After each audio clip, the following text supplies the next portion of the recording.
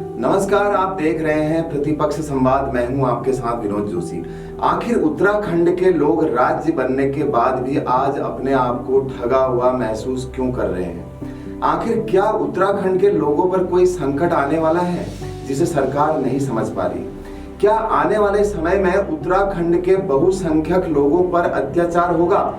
यह हम इसलिए कह रहे हैं क्योंकि उत्तराखंड के युवा जिस मामले को लेकर लगातार 4 सालों से सड़कों पर हैं, युवाओं की उस बात को सरकार ठीक से नहीं सुन रही है।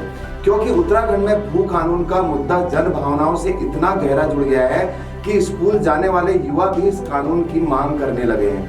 दुर्गम पहाड़ी क्षेत्र हो या कम ऊंचाई वाले पहाड़ या फिर तराई क्षेत्र, सभी अपनी जमीन को बिकता देख दुखी हैं।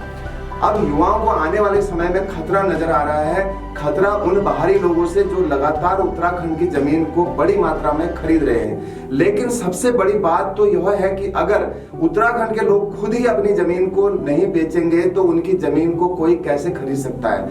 उत्तराखंड के लोग खुद ही जमीन बेच रहे हैं तो फिर उन्हें कानून की क्या आवश्यकता है? लेकिन आंदोलन कर रहे युवाओं का कहना है कि जमीन बेचने वाला गुट अलग है और कानून बनाने की मांग करने वाला गुट अलग। यानी कि आज उत्तराखंड के लोग 2 हिस्सों में बढ़ गए हैं और जो लोग नहीं समझ पा रहे हैं जमीन बेचना कितना नुकसानदायक है, उनके लिए कानून की आवश्यकता पड़ रही है। लोगों में गुस्सा इस बात पर है कि सशक्त भू कानून नहीं होने की वजह से राज्य की जमीन को राज्य से बाहर के लोग बड़े पैमाने पर खरीद रहे हैं और राज्य के संसाधन पर बाहरी लोग हावी हो रहे हैं, जबकि यहाँ के मूल निवासी और भूमिधर अब भूमिहीन हो रहे हैं। इसका असर पर्वतीय राज्य की संस्कृति, परंपरा, अस्मिता और पहचान पर पड़ रहा है।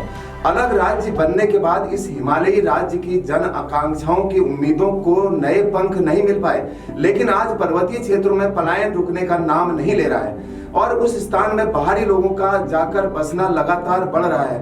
बड़े पैमाने पर भूमि की अनियोजित खरीद फरोख्त ने राज्य को बहुत ज्यादा नुकसान पहुंचाया है। साथ ही कोई भी सरकार द्वारा इस पर अंकुश नहीं लगा पा रही है। इसलिए प्रदेश में सशक्त भू कानून की मांग को लेकर हर रोज राजनीति गरमाती रहती है।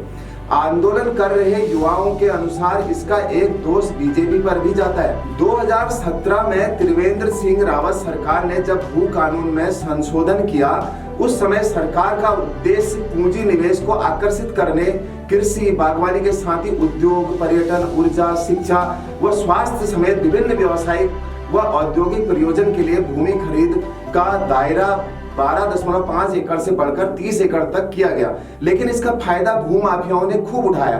भले ही आज कांग्रेस पार्टी भी धीरे धीरे भू कानून की मांग उत्तराखंड में कर रही हो, लेकिन वह भी दबाव नहीं बना पा रही है। लोगों द्वारा 3 सालों से भूमि कानून के इस लचीले रूप का विरोध खूब किया गया। इसलिए तब से उत्तराखंड में भी हिमालय की तर्ज पर भूमि कानून बनाने की मांग की जा रही है। हैरानी की बात यह है कि दोनों राज्यों की भौगोलिक परिस्थितियां तकरीबन समान है, लेकिन फिर भी दोनों राज्यों में लागू भू कानून में बड़ा अंतर है।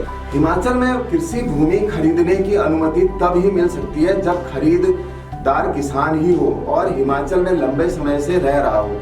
पिछले कुछ वर्षों से प्रदेश में हिमाचल की भांति सशक्त भू कानून की मांग तेज हुई तो भाजपा की पुष्कर सिंह धामी सरकार ने इस संबंध में कुछ महत्वपूर्ण कदम उठाए।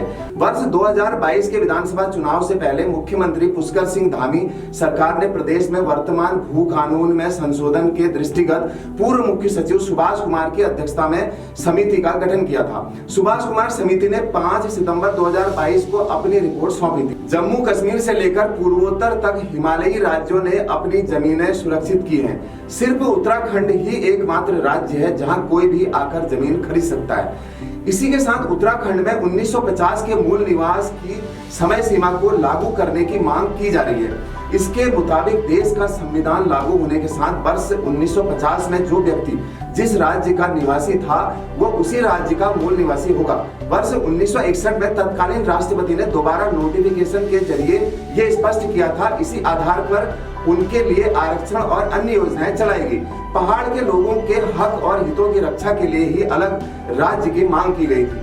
उत्तराखंड बनने के बाद तत्कालीन मुख्यमंत्री नित्यानंद स्वामी की अगुवाई में बनी भाजपा सरकार ने राज्य में मूल निवास और स्थायी निवास को एक मानते हुए इसकी कट ऑफ डेट वर्ष 1985 तय कर दी, जबकि पूरे देश में वो वर्ष 1950 है। लेकिन मूल निवास व्यवस्था लागू करने की मांग बनी रही। लेकिन वर्ष 2012 में इस मामले से जुड़ी एक याचिका पर सुनवाई करते हुए उत्तराखंड हाई कोर्ट ने फैसला सुनाया कि 9 नवंबर 2000 यानी राज्य गठन के दिन जो भी व्यक्ति उत्तराखंड की सीमा में रह रहा है उसे यहाँ का मूल निवासी माना जाएगा।